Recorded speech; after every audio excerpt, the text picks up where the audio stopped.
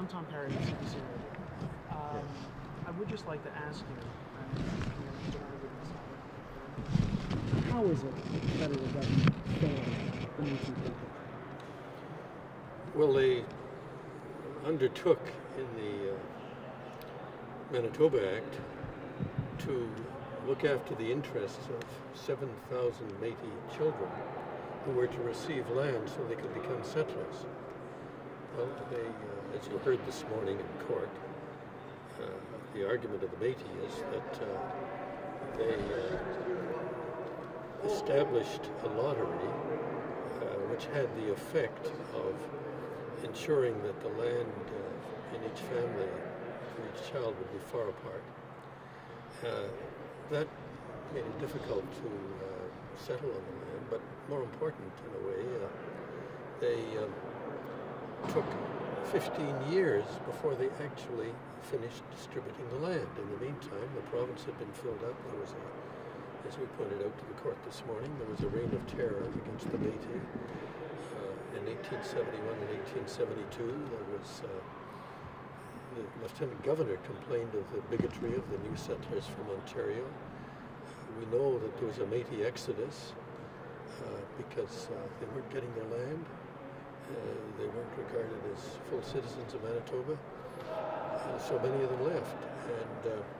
And so we say that this was a fiduciary obligation, that's the technical legal term, that was imposed on the federal crown by the Manitoba Act, which is a constitutional instrument, that required them to act in the best interests of those 7,000 children. And they didn't.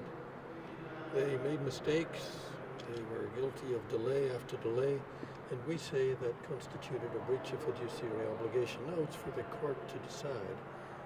You know, that's the argument we made. And we'll see what happens. You talked about the unfinished business of the Federation. Yes, because when the provisional government under Louis Riel agreed to lay down their arms, because they had established a provisional government at Red River,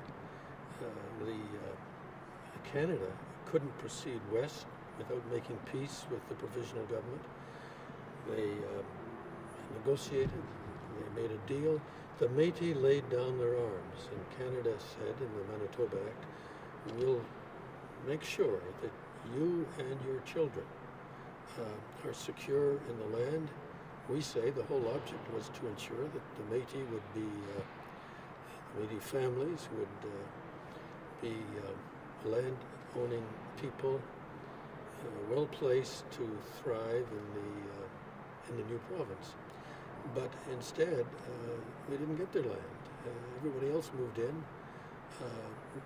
For a year or more, they couldn't even go into Winnipeg because they would be beaten or even killed. That was the evidence of Canada's own experts. So we say Canada failed its duty to the Métis. Now, it has taken many years to unearth all of the documents that show what happened, why the erosion of Métis land and Métis rights took place over a decade, 2 decades. It's hard to trace it, but the Manitoba Métis Federation and some of the folks on our legal team have really worked hard to put all of this evidence together, and we think we asked the court to conclude that we've made out the case, but of course we now just have to wait. The federal government, of course, is saying that it's all so long ago, there's a statute of limitations. How can you, I guess, be arguing a case like this so long after this injustice or alleged injustice happened? Well, you know, in the Manitoba Act, there was a provision for bilingualism in the legislature, that the statutes of Manitoba would be printed in both languages. 20 years after Manitoba entered Confederation, the Manitoba legislature said, we're tired of this, and they repealed that provision. The Franco-Manitobans didn't really get before the Supreme Court for think it was 70 years. No, it was 90 years. Well, it's taken us that long, 90 years. The Supreme Court heard the case of the Franco-Manitobans, and they said this is contrary to the Manitoba Act, which is part of the Constitution of Canada. Manitoba, you've got to print your statutes in both languages. You agreed to do that. Canada agreed that it would be done.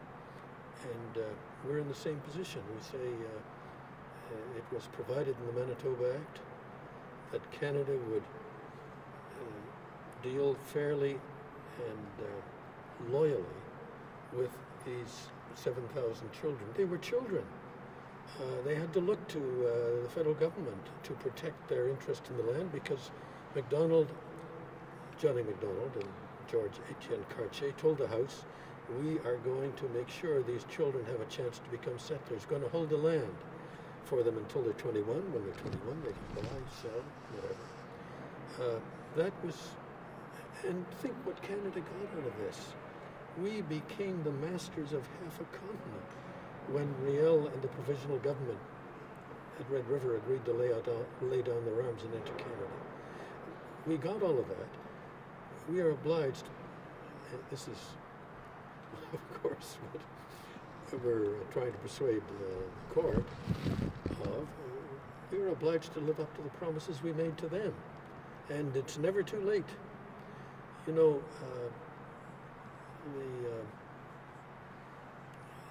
government of Canada and the government of Manitoba, through their lawyers, say, well, this is an historical grievance. Yes, it is. And it's a grievance by a minority, an Aboriginal people.